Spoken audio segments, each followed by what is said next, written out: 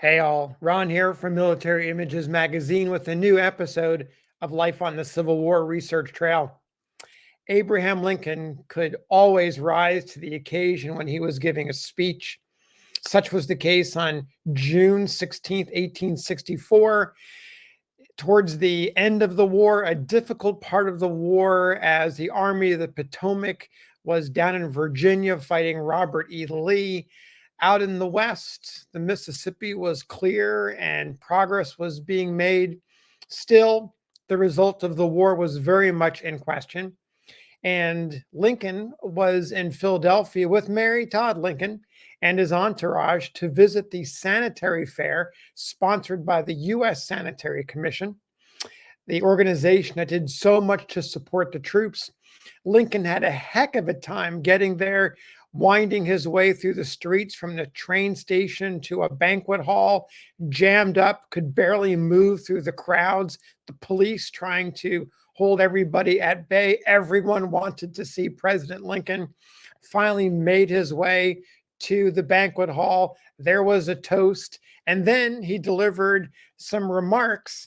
This particular version I'm going to read to you comes from a Philadelphia newspaper, and what I love about it is that the reporter or the correspondent, whoever recorded the words spoken by the president, added the reaction to the crowds, which created pauses in his speech. So I'm going to read this to you and give you the audience reaction along the way so you can maybe get a little bit better feel of what the experience was really like. So here we go. June 16th, 1864, a banquet hall in Philadelphia, sometime after 7 p.m. Here's Lincoln. Quote, "I suppose this toast was intended to open the way for me to say something." Laughter from everyone. Then he continues, "War at its best is terrible. And this war of ours in its magnitude and in its duration is one of the most terrible. It has deranged business totally in many localities and partially in all localities. It has destroyed property and ruined homes. It has produced a national debt and taxation unprecedented, at least in this country. It has carried mourning to almost every home until it can be almost said that the heavens are hung in black. Yet it continues, and several relieving coincidences have accompanied it from the very beginning, which have not been known, as I understand, or have any knowledge of, in any former wars in the history of the world. The Sanitary Commission, with all its benevolent labors, the Christian Commission, with all its Christian and benevolent labors, and the various places, arrangements, so to speak, and institutions have contributed to the comfort and the relief of the soldiers. You have two of these places in the city, the Cooper Shop and the Union Volunteer Refreshment Saloons. There's a pause here for great applause and cheers. Lincoln finally continues. And lastly, these fairs, which I believe began only in last August, if I mistake not, in Chicago, then at Boston, at Cincinnati, Brooklyn, New York, at Baltimore, and those at present in St. Louis, Pittsburgh, and Philadelphia. The motive and object that lie at the bottom of all these are most worthy. For, say what you will, after all, the most is due to the soldier who takes his life in his hands and goes to fight the battles of his country. Cheers from the crowd. And what is contributed to his comforts when he passes to and fro from city to city, and in what is contributed to him when he is sick and wounded, in whatever shape it comes, whether from the fair and tender hand of a woman or from any other source, is much, very much. But I think there is still that which has much value to him in the continual reminders he sees in the newspapers that while he is absent, he is yet remembered by the loved ones at home. He is not forgotten. More cheers. Another view of these various institutions is worthy of consideration. I think They are voluntary contributions given freely, zealously, and earnestly on top of all the disturbances of business, of all the disorders, the taxation and burdens that the war has imposed upon us, giving proof that the national resources are not at all exhausted. Cheers! That the national spirit of patriotism is even firmer and stronger than at the commencement of the war. It is a pertinent question often asked in the mind privately and from one to the other: when is the war to end? Surely I feel as great an interest in this question as any other can, but I do not wish to name a day or month or year when it is to end. I do not wish to run any risk of seeing the time come without our being ready for the end, and for fear of disappointment because the time had come and not the end.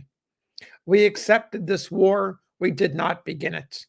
We accepted this war for an object, a worthy object, and the war will end when that object is attained. Under God, I hope it will never until that time. Great cheering by the audience. Speaking of the present campaign, General Grant is reported to have said, "I am going through on this line if it takes all summer." Cheers. This war has taken 3 years.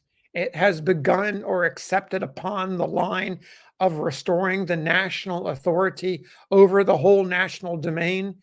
And for the American people, as far as my knowledge enables me to speak, I say we are going through on this line if it takes 3 more years. Cheers.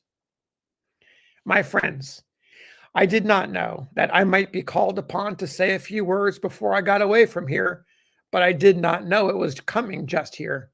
Laughter from the crowd. I have never been in the habit of making predictions in regard to the war, but I am almost tempted to make one. Someone in the audience shouts out, "Do it, do it."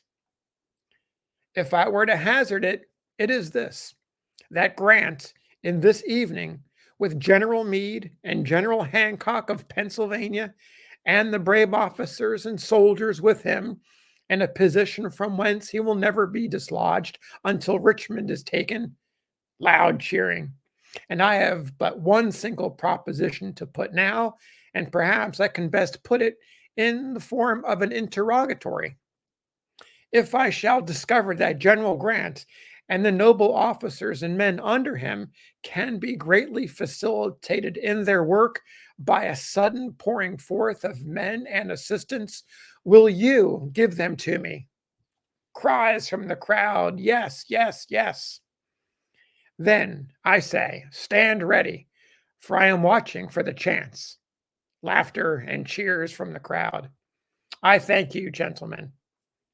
And that concludes the president's remarks. So there you have it, an impromptu speech by Abraham Lincoln. I love it because it's not those well-crafted speeches, although I love them too. The Gettysburg Address, the second inaugural.